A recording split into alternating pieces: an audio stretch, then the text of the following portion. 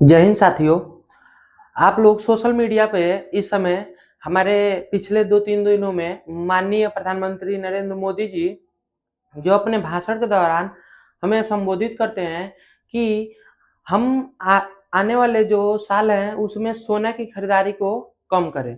यानी कि जो हमारा आने वाला साल है उस आने वाले साल में सोने की खरीदारी कम करें और तेल, डीजल और विदेशी यात्राओं पर भी मतलब कंट्रोल करने के लिए कहें कि उनका कहना ये है कि जो हम लोग विदेशी यात्रा है, टूरिज्म है, जो गैर ज़रूरी काम है, उसको हम लोग वर्क फ्रॉम होम करें। यानी कि कुल मिला-जुला कर कि हमें तेल जो डीजल पेट्रोल है जिससे हमारे गाड़ियाँ चलती हैं उसकी बचत करें और सोना को भी उन्होंने कहा है कि इसको कम खरीदें। आखिर इसका क्या कारण है? क्यों वो हम लोगों को ऐसे कहे हैं? आइए इस वीडियो में हम लोग अच्छे से समझते हैं। सबसे पहले ऐसा कारण मात्र 2 मतलब इसको न खरीदने का कारण हमारा अगर ध्यान से देखें तो 2 मुख्य कारणें दिखाई देती हैं। पहला एक आर्थिक स्थिति और दूसरा युद्ध, जो कि युद्ध हो रहा है विश्व में। आप लोगों को पता ही है कि ईरान और अमेरिका में युद्ध चल रहा है जिसके कारण हमारे देश में आयात निर्यात को लेकर प्रॉब्लम्स है। तो सबसे पहले हम लोग ये समझते हैं कि सोना, तेल, डीजल, पेट्रोल आयात वाली सभी वस्तुएं जिसके उपयोग पर हम लोगों को कंट्रोल करना है। ऐसा कैसे हम लोग करें इसको समझेंगे। तो सबसे पहले आर्थिक स्थिति को समझते हैं कि आर्थिक स्थिति पर इसका क्या प्रभाव पड़ने वाला है और इससे अगर हम खरीदना कम कर देते हैं तो हमारी आर्थिक स्थिति में क्या देखने को मिलती है। एक तरह से हम लोग ये समझ सकते हैं किसी भी देश का आर्थिक स्थिति जो होती है, इकोनॉमिकल कंडीशन होती है, वो अंतर्राष्ट्रीय व्यापार से 90% जुड़ा होता है। यानी कि अंतर्राष्ट्रीय व्यापार में जब हम लोग किसी भी प्रकार का व्यापार किसी देश से देश में जब व्यापार किया जाता है तो उसे अंतर्राष्ट्रीय व्यापार कहा जाता है। चलिए आप लोग बताइए कि मान लीजिए कि हम गुजरात से किसी लोहे की फैक्ट्री से लोहा को उत्तर प्रदेश में मंगवा लिए, तो क्या वो अंतर्राष्ट्रीय व्यापार होगा? नहीं, वो हमारे देश के अंदर है। तो जब हम देश के अंदर से ही अपने किसी दूसरे राज्य से किसी दूसरे राज्य में सामानों को ले आते हैं, तो वो अंतर्राष्ट्रीय व्यापार में नहीं आता है। अंतर्राष्ट्रीय व्यापार में वे वस्तुएं आती हैं जो एक देश से दूसरे देश में जाती है। जैसे भारत से चाइना चला गया और भारत से पाकिस्तान या फिर भारत से अमेरिका। तो इस तरह जब अमेरिका से कुछ भारत आ गया, ऑस्ट्रेलिया चला गया, ईरान चला गया, ईरान से कुछ आ गया, तो उस तरह के व्यापार को हम लोग क्या कहा जाता है? अंतर्राष्ट्रीय व्यापार।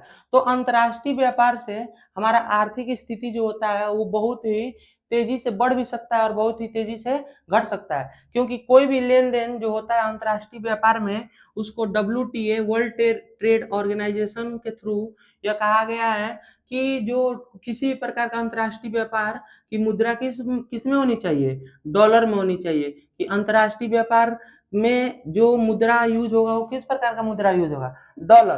तो हम लोग किसी भी प्रकार का व्यापार अगर हमें अपने देश में कोई भी वस्तु को मंगाना है या फिर भेजना है तो किस करेंसी में किया जाएगा, डॉलर में किया जाएगा। तो आयात और निर्यात क्या होता है पहले इसको हम लोग समझते हैं। आयात को इंग्लिश में कहा जाता है इम्पोर्ट। इम्पोर्ट और इम्पोर्ट क्या होता है, जब हम किसी देश से किसी भी प्रकार के वस्तु को लेते हैं, जब किसी भी वस्तु को अपने देश में लेते हैं, लेने का काम करते हैं, तो उसे हम लोग क्या कहते हैं, इम्पोर्ट। और जैसे कि मान लीजिए सोना, तेल, डीजल, पेट्रोल, ये सभी चीज हम अपने देश में क्या करते हैं, दूसरे देशों से मंगाते हैं। तो जब दूसरे देशों से किसी भी वस्तु को मंगाया जाता है तो वहां पर आयात होता है। और जब हम किसी दूसरे वस्तु को दूसरे देश से मंगाते हैं तो उस समय हम किस प्रकार का करेंसी यूज करते हैं, डॉलर। हमारे पास डॉलर तो होता नहीं है तो हम रुपए को ही डॉलर में चेंज करते हैं। रुपए को किस में चेंज करते हैं, डॉलर में। तो यहाँ पर देखिए जब डॉलर में चेंज करेंगे तो यहाँ पर हमारा जो रुपया होगा वो इकोनॉमिकल कंडीशन से रुपया खर्च होगा। और 1 साल तक अगर हम इस पे अगर कंट्रोल कर लें और इसकी बचत करें तो हमारा रुपया भी क्या हो गया, बढ़ेगा। और डॉलर में कन्वर्ट नहीं करेंगे तो हमारी आर्थिक स्थिति क्या हो जाएगी, ऑटोमेटिक। ये जो रुपए का जो यूज है इस पर दबाव कम पड़ेगा, जिससे इसकी रुपए की हम लोग की क्या होगी, वैल्यू बढ़ जाएगी। और डॉलर में जब किसी वस्तु को हम खरीदेंगे नहीं, तो जब किसी वस्तु को मार्केट में डिमांड नहीं होता है तो उस वस्तु की ऑटोमेटिक दाम क्या हो जाती है, कम हो जाती है। अब हम लोग बात समझेंगे निर्यात को। तो निर्यात क्या होता है, एक्सपोर्ट इसको इंग्लिश में कहा जाता है।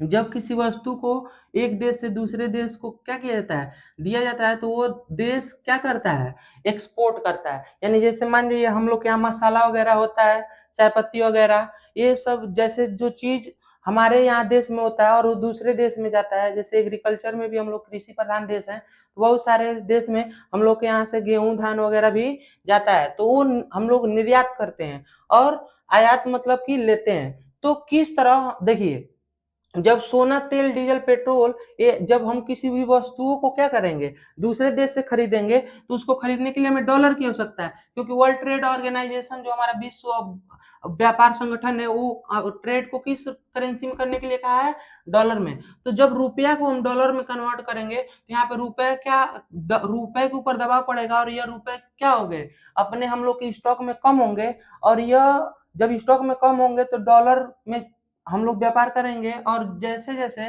व्यापार करते जाएंगे वैसे वैसे हमारे रुपए की शक्ति थोड़ी क्या होती जाएगी, कमजोर होती जाएगी। अगर आने वाले 1 साल तक अगर हम सोना, तेल, डीजल, पेट्रोल और ये जो दूसरे देशों पर हम लोग निर्भर हैं उस वस्तु के लिए, अगर उनकी खरीदाहट कम करें, तो खरीदाहट कम करने के लिए हमें इन सभी वस्तुओं पर कंट्रोल करना होगा। यानी कि सोना सोना का उपयोग देखिए, हम लोग के देश में सोना मतलब सोना यूज करने का मुख्य 2 पर्पज होता है।